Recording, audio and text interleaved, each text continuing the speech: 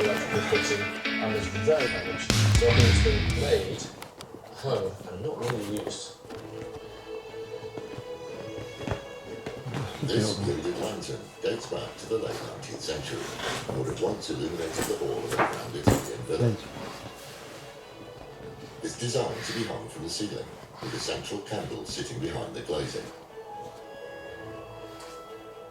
The lantern is missing various pieces of carved decoration, and parts of the gilding have worn off completely. All this will need to be replaced if the piece is to be sellable once more. So what I'd like you to do is put all the pieces back on that we've got. There's a couple of pieces we have. We've got cherub's heads. Got cherub's heads on there. It's missing. So it's gone, all right?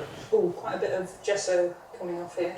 Can you put it back to as close as it was to when it was new, but with a little bit of age to it, right? But I do think we need to drop a light into it to make it useful to stay as an electric light. Now, some people would want me to regild this, some people want me to match it. What do you want? Match. Right. The hard one. The hard one. Thank you. Sorry. I do like the gold here. See this finish here? Mm-hmm. That colour there, and that sort of thing. I like that. Okay. And I think when they're all regilded, certain things really benefit from that. I think with this and the sort of look of house this is going to go into, they're going to want it to show some age. Yeah. The sort of boho, hallway, bedroom, that's where it's going to end up. Yeah. Worst case scenario, it's worth £1,500. Best case, 2,250. So that's your parameters you need to work to. There's going to be a profit left in it. At the moment, it's worth about £400 or £500 tops. Should we put it in the back of the car? Yeah? If we must, yeah. We must. Okay, We must. brilliant. I've got to be careful. If I do too much sanding and too much perfection, I could blow the budget. So yeah, there's a bit of balance on this one.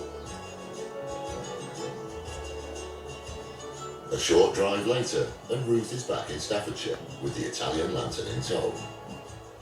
So I think my first job is to try and stabilise some of this gesso because it's lifting away and it's going to continue to fall off. I could just flake it all off, but that's more work for me. So if I can save the original by injecting some glue behind, that would be great. Gesso is the Italian word for plaster, and for centuries has been used to provide a smooth surface for gilding. Right, so I've got some syringes. I've got fish glue. Now this is actually liquid at room temperature, but it's still too thick to go through the syringes. So what I'm going to have to do is pour some in my little pot.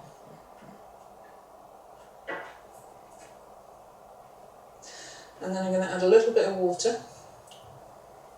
But what I also want is some alcohol. And what will happen is I'm going to inject the alcohol first, which wets the whole surface underneath the gesso, and then I'm going to put the glue in, because that will help the glue flow.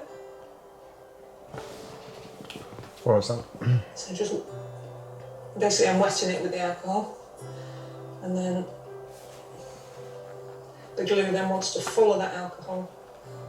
If I did it dry, the glue would just sit on the top. I've literally got to now go around everywhere where I see these gaps.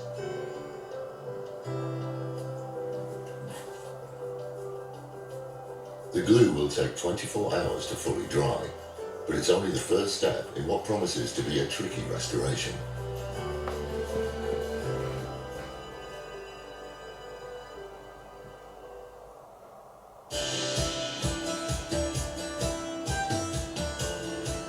In Dorset, metalworker Ted has fabricated the body of a copper cockerel to sit on top of the lightning bag in lantern for Max, spela in, var tyst bara. She's firmed up the flaking gesso and now needs to mould a new cherub's head to replace the one it's missing. What I'm going to do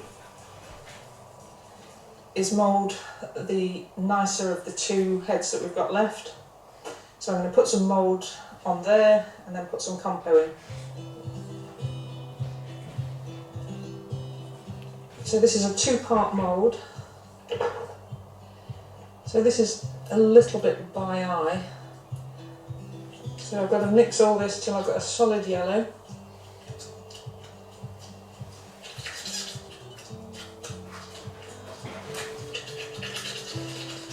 this is really simple, but I do have to make sure I don't have any air gaps.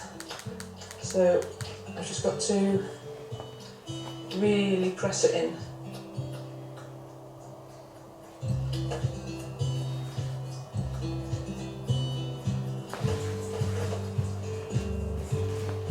That's it. The mould is made from a quick setting silicone putty, and after 20 minutes it's ready to be peeled off the head. Right, there we go. That should be a good mould. So I'm going to put some compo in here so we can recreate the missing head. Compo, short for composition, is a traditional mouldable resin which is soft when warm and hardens as it reaches room temperature. So all the ingredients in here are natural. You've got animal glue, tree resin, whiting, which is chalk, and it's designed to be pressed into moulds. I'm really pressing it in, make sure there's no air pockets.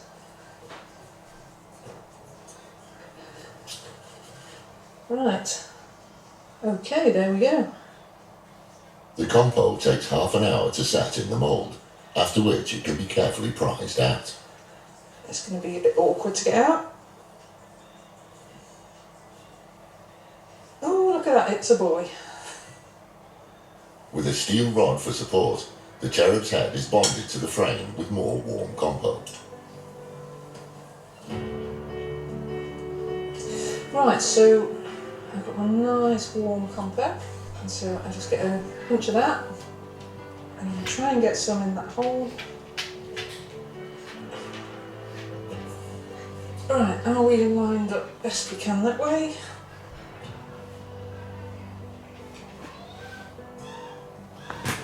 I think he'll do. Kan jag stänga av The Max? cherub's head matches perfectly, but this lantern will be defined by the gilded finish still to be applied. Programmet presenteras av Pingvinet, italienska viner. In Staffordshire, Gilder Ruth has been patiently waiting for the new moulding to dry on a traditional Venetian lantern. It's been wired to receive electric lighting and is now ready to be re-gilded. So I've got here 23.75 carat. That is what would have been used originally on here. It's very, very thin, so I'm controlling it with my breath. I'm using quite small pieces because this decoration curves in all sorts of directions. Gå inte framför, gå inte framför, nu gå inte framför. So Filma. I take some cotton wool, and I've got a load of air bubbles and little creases, so the cotton wool I press down and straight up again, and that gives me a firm attachment. Shit. This is when you start to see it back to how it originally was, and yeah, that's always really satisfying. Once the gold leaf is dry, it's time for Ruth to head back to North Wales and return the restored lantern to Drew. So what I've said to Ruth is, let yourself into the other warehouse, hang it up, I want the full impact, and I'm hoping to see it in there, shining, lit up, looking fabulous. Hello. Hello. How are you doing? Wow.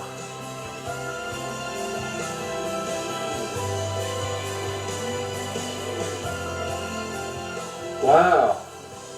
We've done it again. Absolutely wonderful. What a beautiful colour. Right, okay. Let's turn the lights off. Yeah, okay. Marvellous, look at that. It's really lovely. It's this finish you've put on there. It's a lot more subdued and subtle. Well, I've kept a lot of the original gills as much as I could, fixed the gesso, replaced, I think there was a cherub's head and a couple of these scrolls. Yeah. It just looks great. Do you know what? It looks like you've not really touched it. That's what I want. That's what I want, thank you. Perfect. When Ruth first received this Italian lantern, it was missing key parts of its decoration, and the antique gold leaf was wearing away. Now it's back to its elegant best. Ruth has expertly blended the new gold with the old, and the replacement mouldings are indistinguishable from the original pieces.